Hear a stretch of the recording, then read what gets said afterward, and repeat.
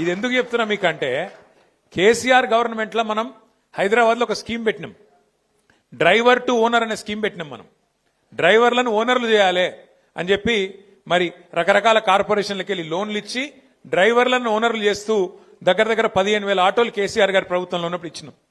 ఆ రోజేమో driver to owner, ఇవాళ ఏంది పరిస్థితి? Owner to driver. ఇక మార్పు అంటే ఇట్లున్నది మార్పు. ఓనర్లు డ్రైవర్లు అయ్యే పరిస్థితి. మరి కేసీఆర్ గారి గవర్నమెంట్ లో మంచిగా దర్జాగా బతికిన వాళ్ళు ఇవాళ దిక్కులు చూసే పరిస్థితి వచ్చిందంటే ఇది ఏ రకంగా ఉంది ఈ ప్రభుత్వం? దయచేసి మీరు ఆలోచించాలని కోరుతా ఉన్నా. ఇంకొక మాట కూడా నేను మీకు గుర్తు చేస్తున్నా.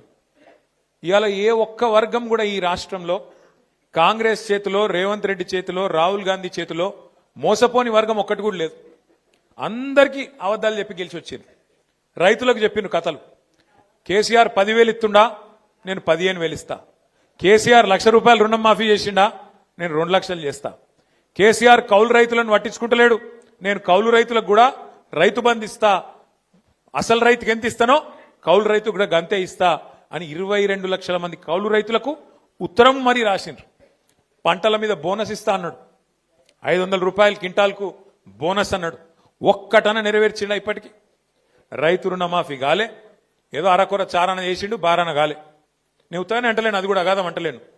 50,000 కోట్లు మొత్తం కావాలంటే రైతు రుణమాఫీ 2,50,000 కోట్లు. వీళ్ళు కట్టింది 12,000 కోట్లు. అయిపోయింది అంటారు. దానికి ఇంకా దేవుళ్ళ మీద ఒట్లు, ఏమలావాడకు వచ్చి రాజన్న మీద ఒట్టు, యాగిగుట్ట పోయి లక్ష్మీనరసింహస్వామి మీద ఒట్టు. ఈ రకంగా మొత్తం రాష్ట్రంలోని అన్ని దేవుళ్ళ మీద, అందరి దేవుళ్ళ మీద ఒట్టేసి ఆ మాట తప్పి ఆఖరికి రైతులను ఆ రకంగా మోసం చేసిండ్రు. పిల్లలకు చెప్పిండ్రు, ఆడపిల్లలకు మగపిల్లలకు చదువుకున్న వాళ్ళకు మీరు 2 ఉద్యోగాలు ఉడగొట్టుండ్రి. కేసీఆర్ది కేటీఆర్ది 2 ఉద్యోగాలు ఉడగొడితే మీకు మొదటి సంవత్సరంలోనే 2 లక్షల ఉద్యోగాలు ఇస్తామని చెప్పిండా? యాదికున్నదా? చదువుకున్న పిల్లలు పాపం వాళ్ళ అవ్వకు తాతకు పెన్షన్ వచ్చినా వీళ్ళు పోయి కాలు మొక్కితే వాళ్ళు కూడా మన కిలా ఫోటేసిండ్రు.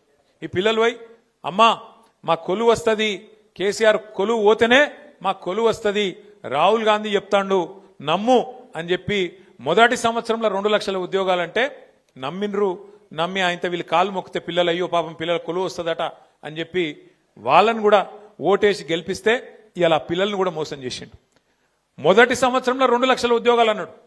2 ఏళ్ళు అయిపోయింది. 2 ఏళ్ళు కలిపి కూడా ఇప్పటికా 6-7 వేల ఉద్యోగాలు కూడా ఇయ్యలే రేవంత్ రెడ్డి. గతంలో మనం ఇచ్చిన ఉద్యోగాలకి ఇలా ఈయన కాయిదాలు ఇచ్చుకుంటా అవి నేను ఇచ్చినా అని అబద్ధం చెప్తా ఉన్నాడు.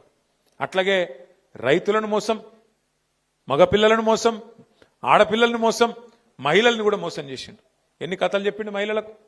అమ్మా సోనియమ్మ చెప్పింది డిసెంబర్ నుంచే ఇస్తా, 2,500 ఇస్తా మీకు, మహాలక్ష్మి ఇంటింటికి ఇస్తా అని చెప్పి అత్తకు 4,000, కోడలకు 2,500 ఇస్తా అని చెప్పి రాష్ట్రంలో ఉండే 1,67,00,000 మంది ఆడబిడ్డల్ని అందరినీ మోసం చేసిండు.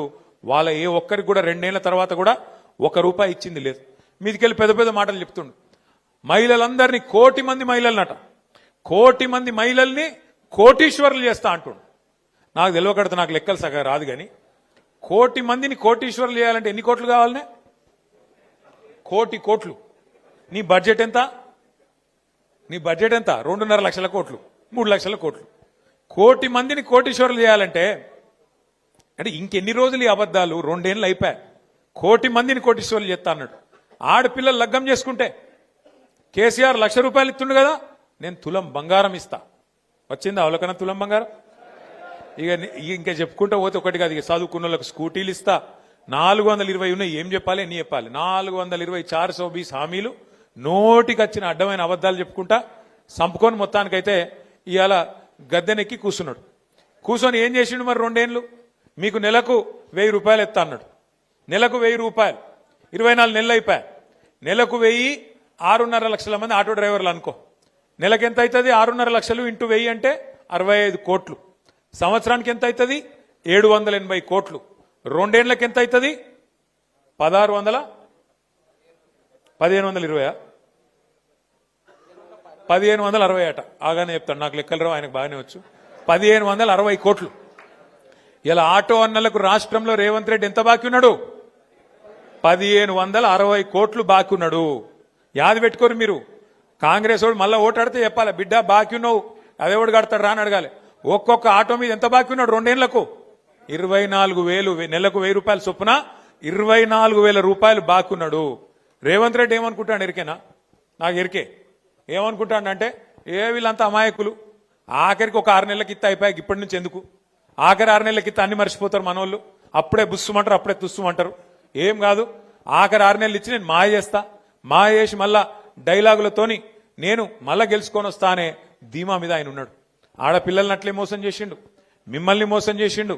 ఇంకా గమ్మతేం తెలుసా, ఆటో సంక్షేమ బోర్డు అన్నాడు, నెలకు 1,000 రూపాయలు అన్నాడు.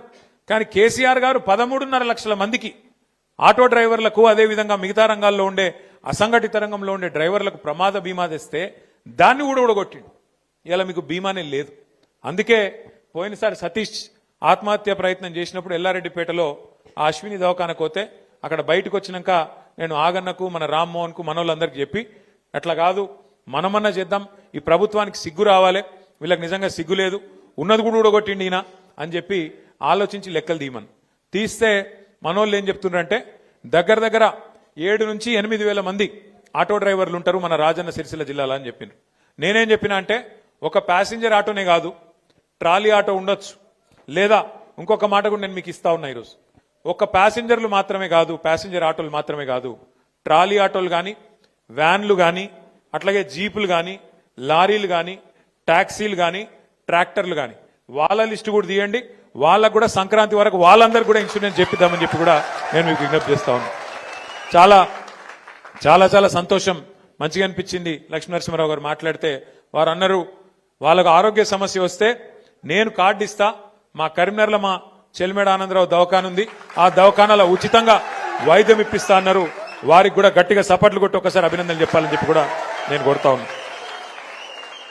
ఈరోజు మనం రాజన్న సిరిసిల్ల జిల్లాలో తీసుకున్న ఈ కార్యక్రమం నాకు తెలిసినంత వరకు ఇంతకుముందు రాంబాబు యాదవ్ గారు చెప్పినట్టు ఒక 10 మందికి ఆలోచన కలిగిస్తుంది, 10 మందికి ప్రేరణ కలిగిస్తుంది, మిగతా జిల్లాలో కూడా కదలిక వస్తుందని చెప్పి నేను ఆశిస్తా ఉన్నా.